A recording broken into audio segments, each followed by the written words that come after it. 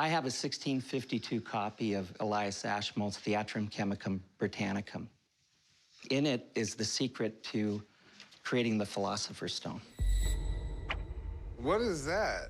The Philosopher's Stone was basically the secret manuscript to create gold. So the secret's in this book? The secrets are in this book. I have a 1652 copy of Elias Ashmole's Theatrum, Chemicum, Brittannicum. I bought the book several years ago from an antiquarian book dealer. They say you can't turn lead into gold, but I'm hoping to take this book and turn it into cash. I believe this is a book on alchemy. What is alchemy? Alchemy is the art of transmutating metals. They figured if they combine the right ingredients, mercury and some sulfur and a little lead, if you come up with a secret to that, you can live forever and make gold. Or you died. So there's a formula that will help me turn things into gold inside this book. There's actually quite a few formulas. Sweet. I know a little bit about this book. I know this was a combination of a bunch of older texts that were translated into English. Technically, this book was illegal, and the practicing of alchemy when it was printed was a capital crime, because all the countries of Europe believed if you were actually able to come up with a formula for making gold, all the gold in their treasuries would be worthless. So there's also books on alchemy that the Catholic Church actually wrote down on a list. This is a heretical book. And I think the exact punishment for being caught doing alchemy at the time was to be hung from gilded gallows. There were scientists genuinely trying to create gold and thought they might have created something, and then there was a lot of charlatans who were going around selling, I got the secret manuscript, It's a very interesting history. This diagram here contained the key to all the secrets that are in this book. Have you ever heard of The Ninth Gate? Yes. The movie with Johnny Depp? The folding diagram there is called the 12th gate. The Ninth Gate is a fictional reinterpretation of the 12th gate, which that is an actual illustration from. There's a lot of interesting things that are going on in that book. I think it's really, really cool. How much do you want for it? I want $23,000. I need someone to look at it. I just don't know nearly enough about this book. That's great. Give me 5 minutes. No problem. Here it is, The Philosopher's Stone. Yes, all right. I know this book. This has sort of a fraught history. Up until about 1500, alchemical works, even though the printing press had been around for 50 years, were not printed because the idea was there was only a small circle that kind of kept this among themselves, and they didn't want the public to know. And it was very important influence on later scientists. Notably, Isaac Newton used this a lot. It was his most consulted alchemical text. Okay. What kind of condition do you think it's in? Let's see. Okay, because one of the things about this book is that it's really hard to find complete. It has the folding plate, which most copies don't have. That said, the thing that appears to be missing in here is a full-page engraved plate that's supposed to go here. In addition to that, looking at the condition here, this is a lot of repairs, and it's like full page. Like, it's really hard to tell here, too, like, if this entire piece here was missing. I see. So what do you think it's worth? It's not a book that comes up that often. I've known a complete copy that's beautiful without all these repairs that's sold for over $30,000. But copies that are incomplete without that folding plate, $10,000 or less. So this one, with all the repairs and missing a plate, I would place more around $15,000. You're great. I think you turned this old dusty book into gold. I tried. All right, thanks, Chum. You're the Good best. seeing you. Even though this is not the ideal copy, this book is legitimately scarce. I don't think Rick would go wrong in buying this at a reasonable price. I absolutely love this. I'll give you $9,000 for it. I don't think I can do 9. How about 12? No. I'll tell you what, I'll give you 10 grand for it. That's about as much as I can go. I think it's more than a fair price. How about $10,500? You know what, I'm feeling very generous today. I'll give you $10,003. I'll take it. Sweet. Great. You wanna go write them up? Sure, let me get this book right No, here. no, don't touch this. Just write them up, please. Come on. Maybe you could just tell me some of those secrets so I don't have to read I that sure whole will. book. I got a couple of old historic books I thought you might want to look at. Okay. The 1802 edition of the Federalist Papers. Volumes 1 and 2? Yes, it came in 2 volumes. It's the 2nd edition. The guy that's name is in there was the 4th Postmaster General of the United States. I was hoping I was going to say like George Washington or something in it. I want to sell my 1802 Federalist Papers. I think someone that's a history buff would be interested in buying the Federalist Papers to add to their collection. I'm asking $8,250, and we'll put the money towards building a new barn at home if we make a deal today. I'm really excited about them. They're really neat. Where did you get these? My husband dug them out of the trash and brought them home. He dug them out of someone's trash? Yes. Wow. I'm just sort of like a shock. You don't normally see things like this. These were all letters arguing for the Constitution we have now. And a lot of people were completely against it. They wanted us to stay as 13 independent countries with a much weaker central government. And Hamilton, Madison, and Jay were publishing these anonymous letters for the Constitution, and they were explaining all the different parts of the Constitution to convince people to go along with the Constitution. And there's some pretty interesting writing in here. Yes, there is. So you want to sell them? Yes, I do. Okay. And how much do you want for them? Well, I've seen them advertised for $14,000 to $16,000, so I thought $8,250 would be fair. Okay, so were these prices on the internet or something like that? Yes, it was an internet bookstore. All right. These things might be in great condition or terrible condition. I have no idea. Do you mind if I have someone look at them? No, that'd be fine. Okay, I have a friend who knows everything there is to know about this stuff, and she's probably going to completely nerd out on these. Okay, so... Sounds good. All right, I'll be right back. Okay. I'm looking forward to hearing their opinion on the books, the condition, the value, and the importance towards our history. What do we have? These are the Federalist Papers. She says they're the 2nd edition. I don't know if these are really bad condition or just bad condition. All right, let's see. 1802 edition, the last edition before Hamilton's death. And Hamilton's early death by duel was, in fact, really kind of a shame for American history because he doesn't often get his due. Hamilton's a really important guy. He essentially established the economic foundations for the federal government. He wrote many of the essays here, and this is one of the great works in American history. I mean, it's huge, and it's something that every collector wants. But we gotta stop for a second.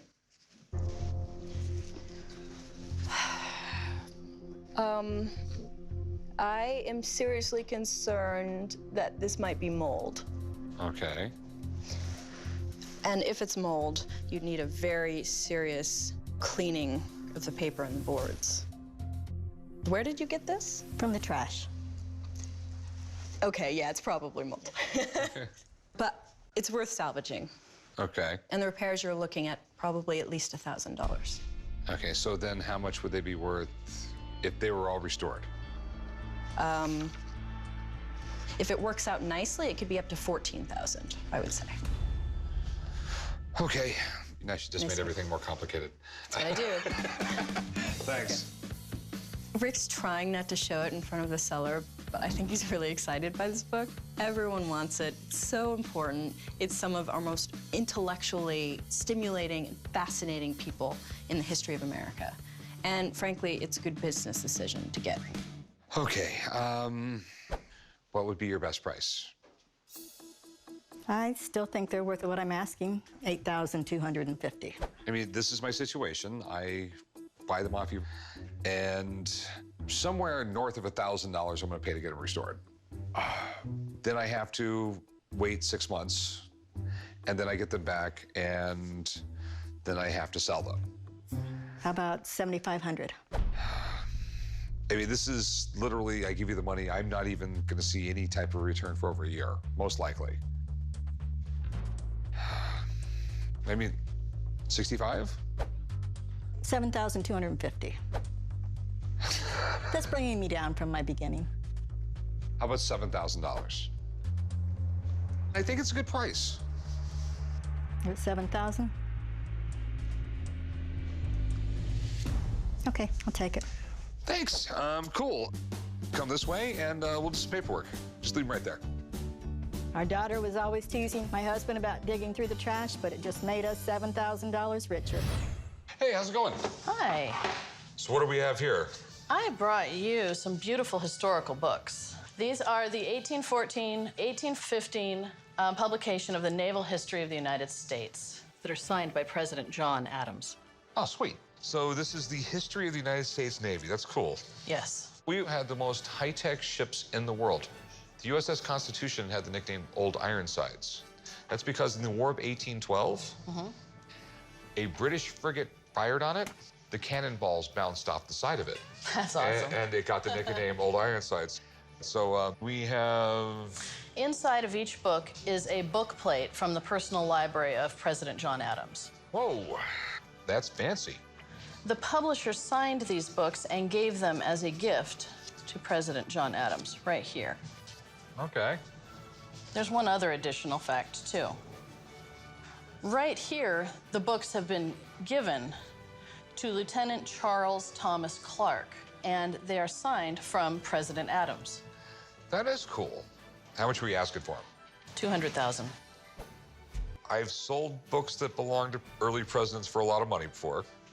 So let me call up a friend of mine. If there's anybody on the planet who will know everything about these, it will be her. Okay, So, sounds great. I look forward to talking to an expert to see what they think about these amazing books. This is the Uber book nerd I was telling you about. Wonderful. And you have something for me to nerd out? Yes, we have 2 books from President Adams' library. She wants a lot of money for them, and I don't know, they're books. There's a million and one questions. Oh. Presented as a mark of respect to His Excellency John Adams, Esquire, by the publisher. It's nice. I mean, it's part of the history of how this book came to be in the first place. This is Clark's naval history. There's a close connection that John Adams has to this book. So Thomas Clark was an acquaintance of his, and he encouraged Clark to write this naval history in the first place. Oh, that's so cool. This is post-War of 1812. This is the second edition. And the first edition was only in 1 volume, and the second edition was greatly revised and expanded. And you know where those revisions and expansions came from? John Adams talking to both Clark and the publisher, Carey, about what he felt should be included. So as far as the type of volumes you could have that were once in John Adams' library, this is pretty interesting. Okay. People love presidents, and the Founding Fathers in particular formed a nation based on intellectual ideas that they were reading. So if you have a book that one of these Founding Fathers was reading, it's kind of a big deal. But this is kind of a problem, because when the provenance is here, and then it is modernly attached here, there can be questions about whether this originally went with that. Lucky you, this has evidence of offsetting, which is only going to happen over a very long period of time. These were together. And this is the right bookplate for John Adams. And there are no red flags for me as far as tampering that it could have been added on modernly. Okay. But there is one problem.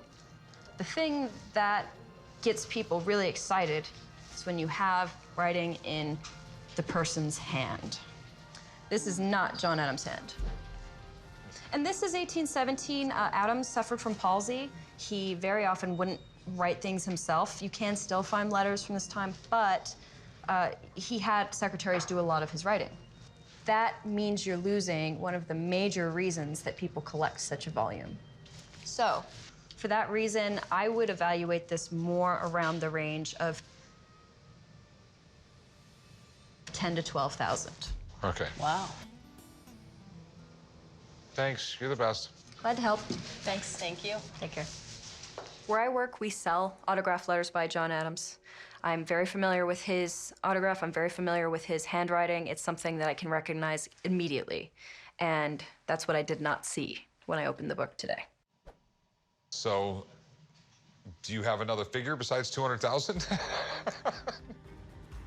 The lowest I would go is about 50,000. Yeah, the most I'm gonna go is 10. There you have it. Thanks for bringing them in. Hey, oh, cool. Appreciate It's nice it. to learn about them. Thanks for your time. Thanks. It's unfortunate that we couldn't make a deal, but I'm pretty sure I'll find a good home for them anyway. Hey, how can I help you? I have some Harry S. Truman signed books dedicated to his chief economist, Leon Kaiserling. You're into economics, or? I'm an economist. Okay. Yeah. Got any stock tips? And I came down to the pawn shop today to sell my Truman autographed books. They've basically been sitting on my bookshelf for the last 20 years. I'm looking to get $3,000 for them, and I think that would be the least I would take. It's really neat that he signed these. We have them inside the book and in the box it came in. Mrs. Kaiserling gave me the books. So do you know what the books are about? There's 2 volumes of the memoirs. And Mr. Citizen. Mm-hmm. What's Mr. Citizen about? That's about his job after the presidency. Okay. I mean, he was just a normal guy. He was a senator from Missouri. Before he was that, he ran a haberdashery, a hat store. That's right. Harry Truman was only vice president for 82 days. He became our 33rd president after FDR died in office. He did have some major accomplishments. He did stop the United States from going back into the Great Depression after the war was over. But he's probably best remembered for being the only president ever to drop an atomic bomb. These books are incredible. They're awesome. I would love to actually read them. The Atom and the War. It was my fate to make the decisions to use the first atomic bomb to bring about the end of a terrible war. I'm sure he saw this as an opportunity, hoping it would stop the war with the Japanese. Probably one of the more difficult presidencies there ever was. Harry Truman was a very important person in American history. If these books were really signed by him, they're definitely something that history buffs and rare book collectors would go nuts for. So what do you want to do with them? I think I'll sell them. Do you have an idea what you wanted for them? I haven't done a lot of research. So, you know, at the moment, I'm thinking maybe 3,000. I'm definitely interested. I'm wildly interested. There might be a lot of money here. I have a friend who's an incredible rare book expert, and she's going to really help us with the price on these things. I am not questioning the authenticity of the books at all, and I'm very pleased that they're going to be calling in an expert. Rebecca, how's it going? Hey, nice to see you, Rick. The guys usually call me when they've got a book, they don't know much about it, they need an expert to come in and give them a real value.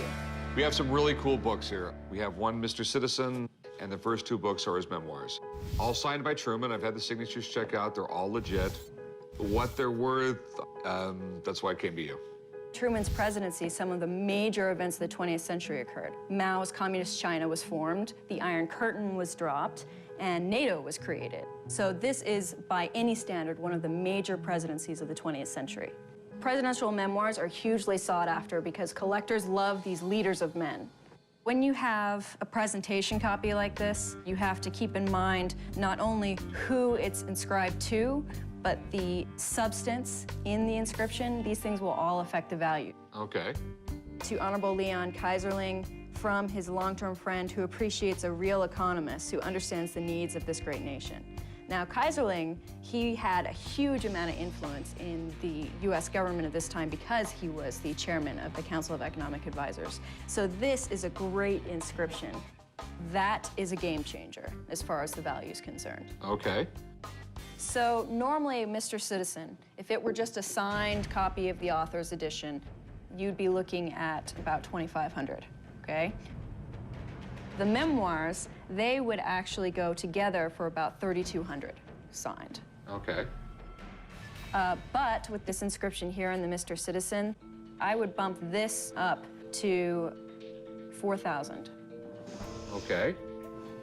Okay. And I would bump up the memoirs with the additional signature on the slipcase up to about $7,000. Wow. Okay, so that's 11,000. Wow. I was very surprised about the value of the books. I had said 3,000, which was nowhere in the ballpark. So do you mind if we conduct a little business in here? I'll rent the room to you. Okay.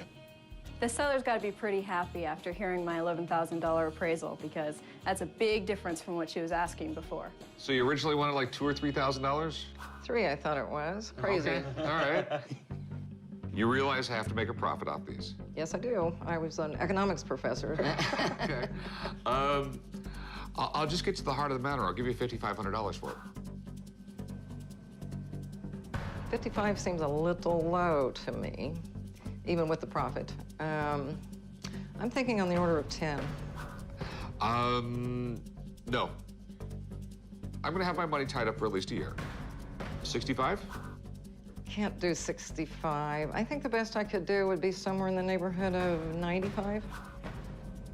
I'll go 75, that would be it.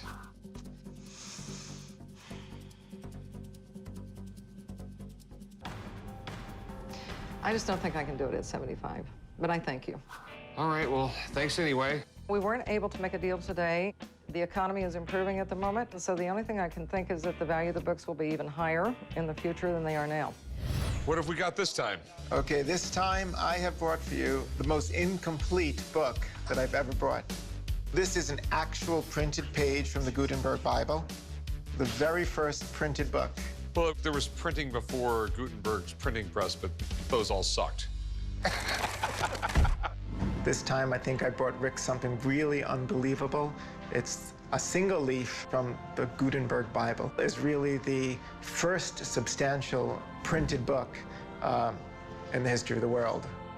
So we have a leaf here, which is a page. This is one page from the Gutenberg Bible. You may ask why there is only one page. In the 1920s, a famous book dealer named Gabriel Wells came upon an incomplete copy of the Gutenberg Bible, and he broke it up into single pages, and he put it with a bibliographical essay, and he had it very beautifully bound, and he sold them as single pages where he puts a leaf of the Gutenberg Bible and in the approximate years that they believe it was printed. Is it printed on the other side? Yeah, it's a double-sided leaf. It's printed on very fine paper that they imported from Italy into Germany in the period. And it's been hand rubricated with colors, with red and blue, after it's been printed, so that it looked more like a manuscript. That's pretty amazing. The Gutenberg Bible to this day is regarded as one of the most beautifully printed books.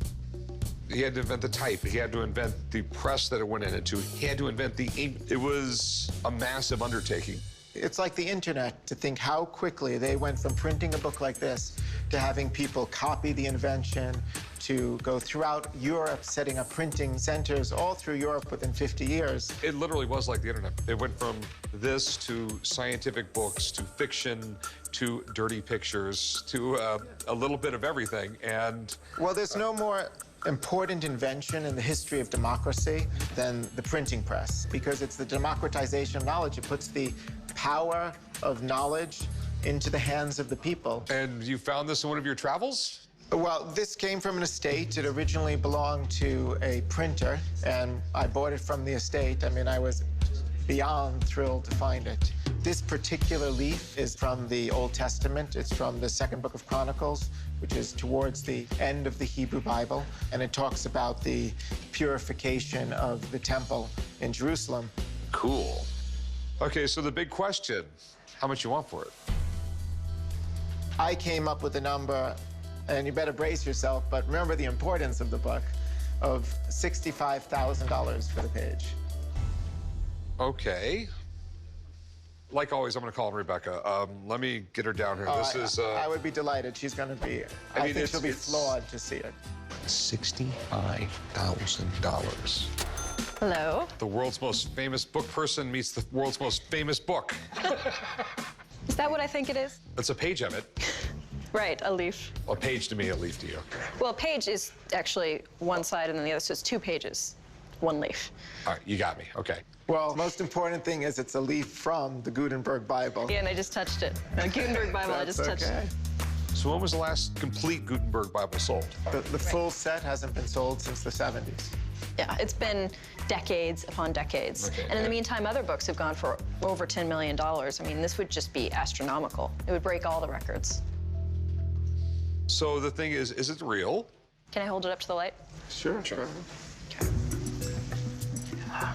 I've seen Gutenberg Bibles before, but I don't think that I've had a chance at this length to really inspect one. Like, this is a chance that most people are never going to get, even rare book specialists. I would touch it, but I'm afraid I'd catch on fire. I'm holding it up to the light so that I can see the chain lines that you see in handmade paper that comes specifically from paper of this period.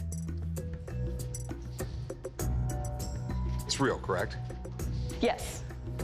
Okay. What's it worth? Dealers I know and trust, they're gonna place this around $80,000. So I think that is fair to ask for the way things are looking right now in the market. You're the best. Yep, happy to help. Well, thanks so much, Rebecca. Really appreciate it. So you heard from your friend and eminent book expert. So how much would you be willing to go? Of all the business we've done over the years, like... You give me a number, what you're comfortable with. 40,000. I can't do 40 on it. I mean, that's what I feel comfortable with. Auctions are definitely not an exact science. Yeah, I mean, 40,000 is just so on the low scale in terms of what I can take for it. I mean, I didn't even want to come down so low, but 55. You know, I'm trying to be fair with you, Rick. And I know you are. I would go 45,000. That's the best I could do. I'm going to offer it to you for 47,000, and it would be foolish for you to say no. And that is a price I did not imagine I would even agree to. I have a CFO in an office right down the hallway that's going to be really mad at me. So 47, we got to do. You're not going to be mad when you make a small fortune. It's amazing. I'll meet you right up front. Let me get someone to keep an eye on this, and I'll do some paperwork. Why do you need someone to keep an eye? It's only a page. No, it's 2 pages. It's 1 leaf. Oh, you're right.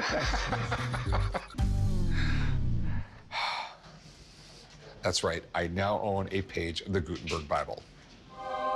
Hey, it's you again. What do you got? Brought for you a book, the Book of Mormon. Is it the play or the book? It's definitely the book. It's even harder to get this than tickets to the play. Oh, that must be really difficult then. A lot of times, theological books are not that valuable. They tended to produce them in great quantities, but the Book of Mormon is very rare. Tried to read a little bit of it. I did the Wikipedia thing instead to read more about Mormonism, but I didn't want to handle the book too roughly. I come back to the shop because, from my experience, Rick has a real appreciation of American history, and he also pays fair prices. That is really, really cool. So, not an expert on Mormon religion, but what they believe is that Joseph Smith went out into the woods and wrote the Book of Mormon because of some plates he undug out in the woods or something like that. I don't know the exact story.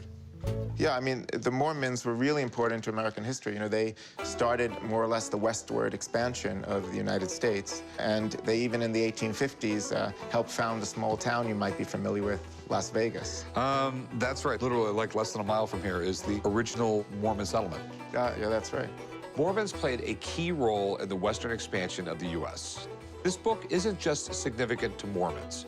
It's a unique historical document. All right. Is it an older version of it, or? Yeah, well, this is a version that was printed actually in 1842, but it's considered one of the most collectible versions of the book.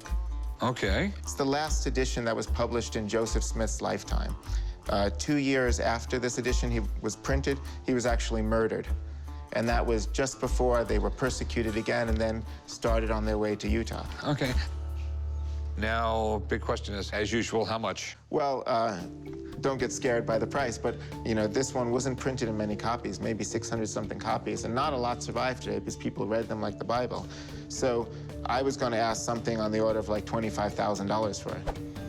Damn. Well, you know the drill. You've been in here enough times before. I'm going to call Rebecca down to help me out. Yeah, I'd love to get her opinion, so. So I'm going to go give her a jingle and hang out for a while. Okay, cool, perfect. Okay. All right, man, I'll be right back. Sounds good. Rebecca's very knowledgeable, so I can't wait to hear what she says. I bet you have something good for me if Adam's here. Try and bring interesting things. You tell me. Okay. The Book of Mormon.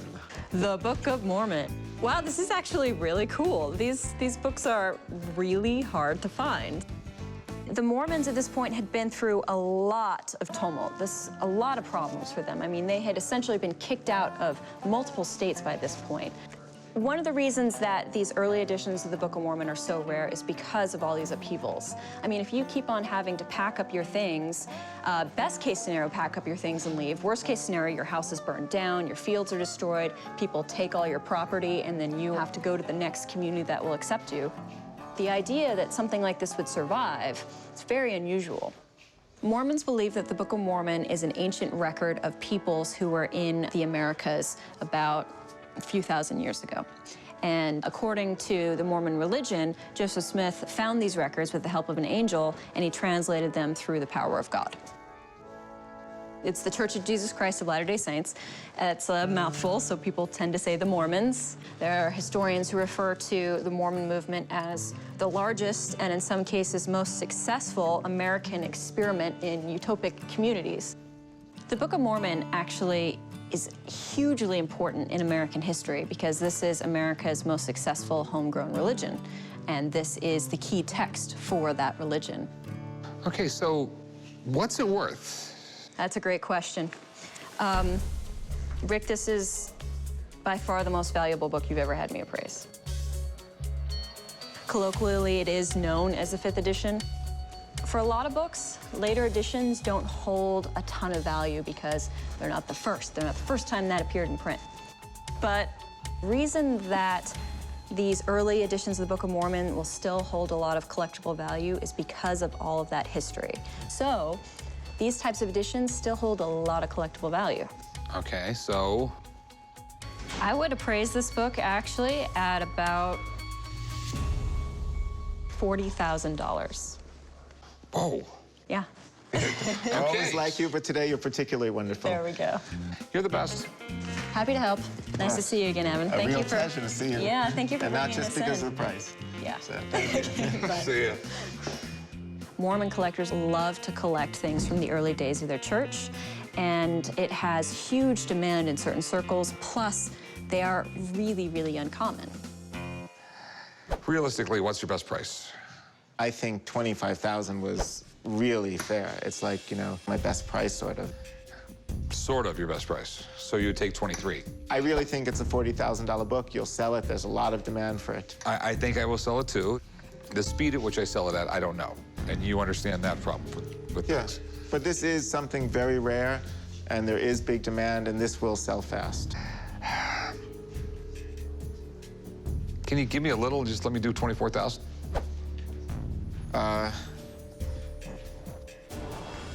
You gave me an extra 1,000 last time. This time I'll give it to you, so we'll do it that way. It's a deal. $24,000. Got it. All right, I'll meet you over there. I'll give you money. You want cash or a check? I'll take the cash, I think. I mean, well, you know what? I'm gonna take the swift pen. Yeah, it's too valuable just to leave lying around. Yeah, I'm not gonna lay on the counter. Okay. When Rebecca said $40,000, I felt it was like, maybe like Joseph Smith when he found the plates. Hallelujah.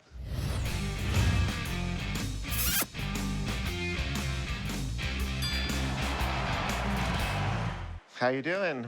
Pretty good. Brought you another very exciting book, Okay. The Wizard of Oz, first edition. You mean The Wonderful Wizard of Oz? Well, that depends on what price you paid for it, so. I bought the book from a family that had it for over 100 years. This book is also one of the first copies ever printed before it became a phenomenal success. I travel pretty far and wide looking for interesting libraries and rare books, and occasionally I find some. Really interesting. Let's see what you got. This is actually not only a first edition of the book, but this is actually a signed first edition. That is definitely cool. Besides maybe Alice in Wonderland, there was never really any books like this. It's a nice tale. It wasn't as scary as some of the tales that had come before that children read at the time, like Grimm's fairy tales and things like that. When most people hear Wizard of Oz, the first thing that comes to mind is the 1939 film. But it was this book that started it all. Just about everybody has a memory of watching The Wizard of Oz, and that's one of the reasons this book is so valuable. It brings back memories. Even a scarecrow without a brain can figure that one out. You can see on the first title page, they have the famous Tin Man, the Scarecrow, which are not so far off from the film adaptations of them. I love that they're color illustrations, though. But my problem is, it's in a little rough shape. I'll tell you that. All right, so how much you want for it? I was thinking, though, something on the order of $10,000. All right. It is really rough shape. It even looks like it has some water damage on it. There are obviously some condition issues, like you said, but I do think this is one of the earliest copies of the book. And also, it is signed by the author, and I think that really adds to its rarity. Let me get Rebecca down here so we can figure out what this thing is worth. Hang on a minute, I'm gonna give her a call. Perfect, thanks so much. A first edition Wizard of Oz can sell for tens of thousands of dollars. And the fact that it's signed means so much more. But condition is everything, so I'm not gonna get excited until Rebecca has a look. All right, let's take a look. Wizard of Oz, first edition. It's a little rough. Yeah, children's books get a lot more wear because kids are always handling them. Were all copies like color pages and everything like that? Yes, this book, the illustrations were very, very important. It was very, very visual. Baum had a background in stage and musicals, and he very much visualized this as something meant for the stage. This book tapped into something in the American consciousness. It's such an American book. And this was in a stage when there weren't many books like that. When you were looking at great children's books, you were looking at London publications like Alice in Wonderland. And this is one of the very early American fairy tales. All right, I think I can guess, but tell me what your concerns are. Am I gonna be able to sell it in that bad a shape? I should tell you, by the way, I had it restored. Yeah, I can see. If that's restored, I'd hate to see how it was when you first got it. You can see this was put together with tape that was not archival. It was very, very acidic, and it's left all of these marks here. Well, this is a very special copy, actually, if you open it, it's been signed by the author. That's unexpected. You don't often see this book with a signature. It's kind of exciting to have it, and it's the earliest state. It means that it was probably owned by someone very close to Baum. That's cool. Yes, so in this kind of shape, what do you think it would sell for? There will be people who want it. However, given the shape that it's in, people are going to lowball you. The only way you're going to realize something is if it gets cleaned up more with restoration. And that can get really expensive, too. I mean, I know that. Like thousands. Should the restoration go well, I could see that this copy restored fetching up to $30,000. That's Okay. See? seemingly better. Thanks. You're welcome, Rick. Yeah, you left us with a puzzle. Thanks there you so go. much. Thanks, Adam. This one was really hard for me because the signature is great, but the book was just dismal, and it really kind of breaks my heart to see how neglected this book was over the past 100 years. Okay. I just don't know what to say. It's a project for you if you want to I mean, take it. I've had 3- and 4-year projects with books, Yeah. and sometimes they work out, sometimes they don't. You know, I don't mean to beat you up, but I'd risk $3 grand on it. I wouldn't risk no more. And I know it doesn't sound like a lot of money, but it's going to turn into a 2-year project for me. That's the problem. I understand. I honestly have more than that in it. I mean, and the restoration was very expensive what I did so far. I mean, the absolute bottom dollar number is going to be something like $6,000. I don't think we're going to make a deal then, because the best I'm going to go is 4. Yeah, I can't do 4. Sorry on this one, but, you know, I'm going to have to click my heels 3 times and take it home, I think. Okay. So, all right, if you change your mind. No Thanks, problem. man. Nice Thank seeing you you so again. much. I agree reluctantly with Rebecca's assessment of the book, but I'm definitely going to come back to the pawn shop to try and sell some more books, and I mean, hopefully the next sale will be more successful than this one.